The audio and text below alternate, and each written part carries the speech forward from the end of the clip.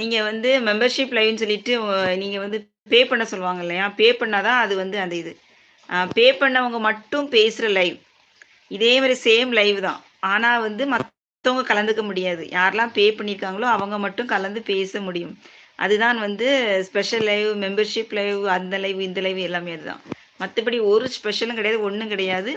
ஆனா என்ன அதுல என்ன வித்தியாசம்னா, மத்தவங்க வந்து கலந்துக்க முடியாது.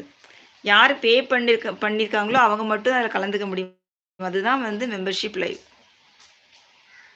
மத்த யாரும் கலந்துக்க முடியாது. அப்படின்னு நான் நினைக்கிறேன். எனக்கு ஆப்ஷன் கிடைச்சு இப்படி போட்டாலும் நானும் அப்படிதான் பண்ணுவேன். அதத்தான் சொல்லுவேன். நானும் அதுல எந்த ஸ்பெஷலும் உங்களுக்கு இருக்காது. எதுவுமே இருக்காது. நார்மல் இப்ப எப்படி பேசுறோமோ அப்படிதான் பேசுவோம். ஆனா என்ன, அதுல யார் பே பண்ணி வராங்களோ அவங்க மட்டும் தான் கலந்துக்க முடியும். அதுதான் மெம்பர்ஷிப் லைவ்.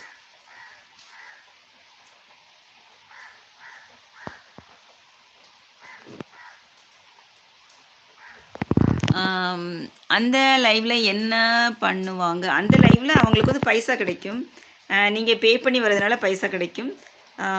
பே பண்ணி வர்றவங்க மட்டும் தான் பேச முடியும். மத்தவங்க பேச முடியாது, கலந்துக்க முடியாது. அதுதான். அதுதான் வித்தியாசம். என்ன வித்தியாசம்னா, இப்போ இப்போ வந்து இது நம்ம லைவ்க்கு யாருனாலும் வர முடியும். இப்போ மெம்பர்ஷிப் லைவ்னா, யாரு பே பண்ணியிருக்காங்களோ அவங்க மட்டும் தான் இதுல வந்து கலந்துக்க முடியும். அது